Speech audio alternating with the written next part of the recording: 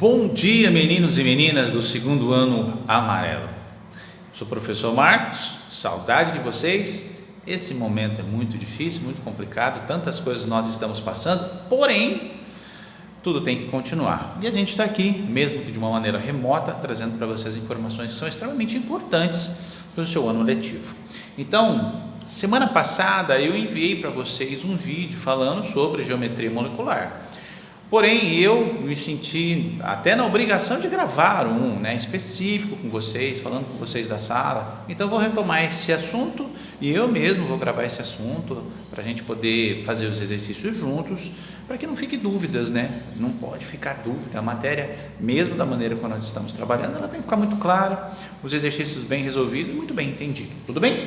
Então, meninos e meninas, por favor, página 259, módulo 7, Química do Marcão.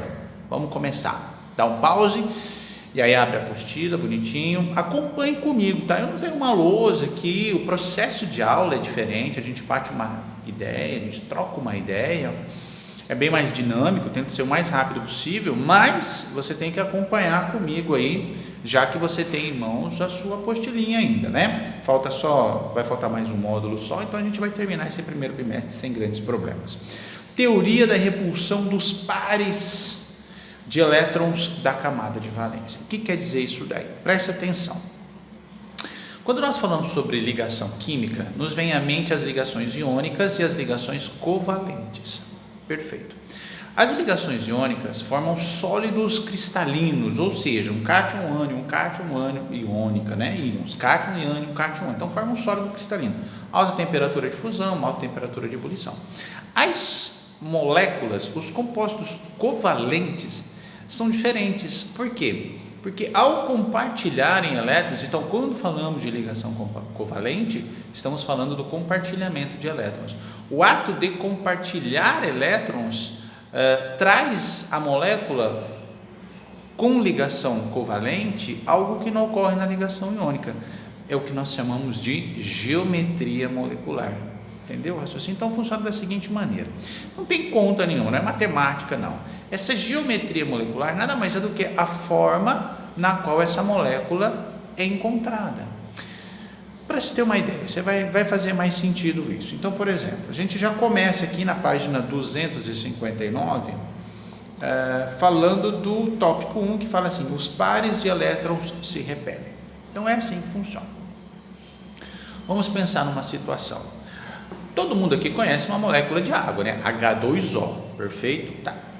A molécula de H2O, ela tem um oxigênio e 2 hidrogênios. Simples assim, qualquer estudante sabe disso, Então, H2O.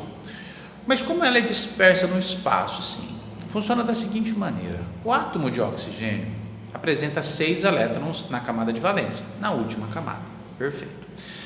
Ele precisa fazer 2 ligações para ficar com 8 elétrons, tranquilo também, perfeito. Ao fazer essas 2 ligações, eu vou ter 2 átomos de hidrogênio ligados a esta molécula, perfeito. Então, H2O. O hidrogênio é diferente, fica estável com 2, o oxigênio fica estável com 8. Ao fazer essa ligação química, eu tenho então 2 hidrogênios ligados a um átomo de oxigênio, perfeito. O oxigênio, ele está compartilhando 2 elétrons, mas ele tem 6. Tá, então vamos pensar comigo. O oxigênio tem 6 elétrons na camada de valência, compartilha 2 para ficar com 8.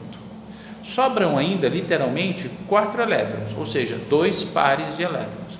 Esses elétrons que estão na camada de valência do oxigênio e que não estão participando das ligações químicas, eles influenciam nas ligações químicas. Então, a molécula de água, ela vai formar um ângulo assim. Por quê?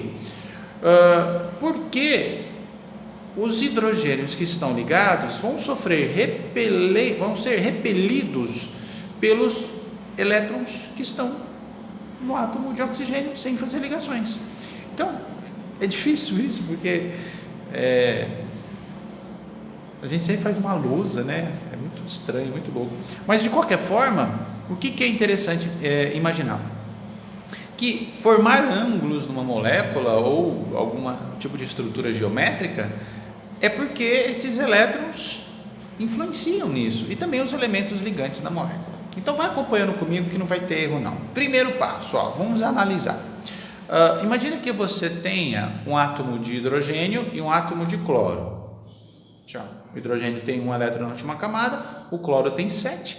O cloro faz uma ligação para ficar com 8. O hidrogênio faz uma ligação para ficar com 2, que ele é diferentão. Ótimo. Então eu tenho um átomo do lado do outro. Então, essa geometria, quando eu tenho um átomo do lado do outro, eu chamo de geometria linear. Simples assim, um átomo do lado do outro. Olha que facinho.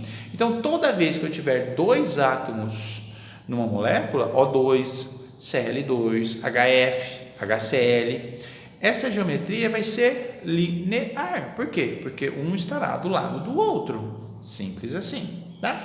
Você vai acompanhar comigo agora. Mas no tópico 2, você tem assim, um átomo central e dois átomos nas laterais.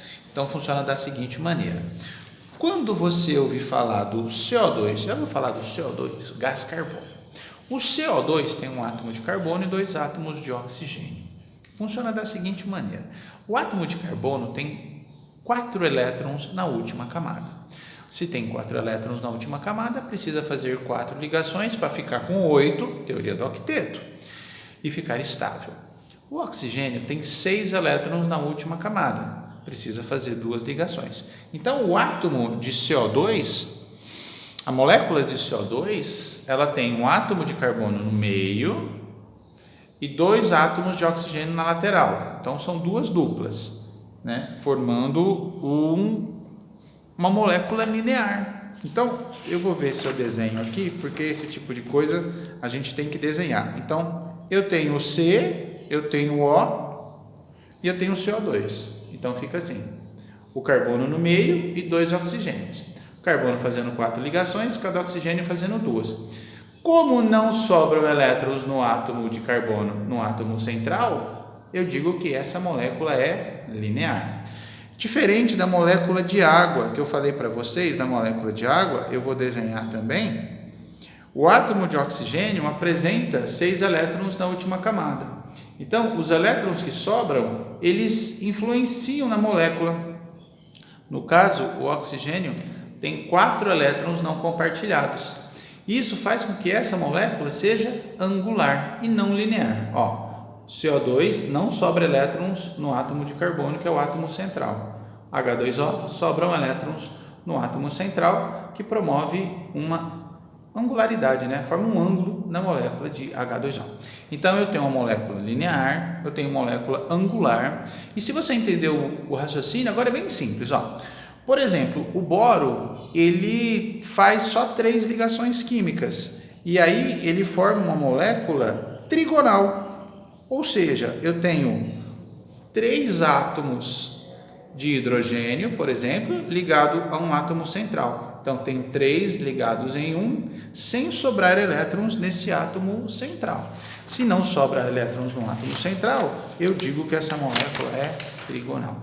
Se sobrar elétrons no átomo central, eu digo que essa molécula é piramidal. Então, eu vou mostrar aqui para você uma piramidal, tá vendo? O nitrogênio, ele tem 5 elétrons na última camada. Como ele tem 5 elétrons na última camada, ele precisa fazer 3 ligações para ficar com 8. Então, ele faz 3 ligações, mas ele tem 5 elétrons na última camada. Então, esses 2 elétrons que literalmente sobram sem fazer ligações químicas, influenciam os outros ligantes, formando o que a gente chama de geometria piramidal. E a última, bem mais simples de todas, eu tenho certeza que você vai entender numa boa, é o CH4. Por exemplo, isso aqui, estou mostrando aqui, no meu caderninho. Eu tenho um carbono e tenho 4 hidrogênios ligados a esse carbono. O carbono tem 4 elétrons na última camada, faz 4 ligações, cada hidrogênio faz uma. Eu tenho 4 elementos ligantes a um átomo central. Aí, simplesmente, eu chamo essa geometria de geometria tetraédrica. Então, só para a gente fechar, eu tenho a geometria linear, um do ladinho do outro, 2 elementos químicos. 3 elementos ligados a um elemento central, eu tenho uma geometria trigonal. 4 elementos ligados a um átomo central, eu tenho uma geometria tetraédrica. Se eu tenho 2 elementos ligados a um átomo central e sobram elétrons nesse átomo central, eu tenho uma geometria angular. E se eu tiver 3 elementos ligados a um átomo central e esse átomo central sobram elétrons desemparelhados nesse átomo central, eu tenho uma geometria piramidal. É uma matéria nova para vocês não viram, é difícil, né? Eu gosto de fazer exemplos, muitos exemplos, colocar na lousa, mas eu acredito que deu para dar uma entendida, tá? Dá uma olhada, nada impede de ler a apostila, módulo 7, também nada impede de assistir alguns outros vídeos, de repente alguém com uma lousa, fica um pouco mais simples. Tem também os vídeos do portal Objetivo, tem o caderno de exercício, ou seja, você tem bastante material para trabalhar, não é motivo para ficar bobeando, tudo bem? Qualquer dúvida, entre em contato comigo que eu estou de plantão hoje para tirar qualquer dúvida que possa aparecer. Gente, beijinho, um abraço e até quarta-feira que vem.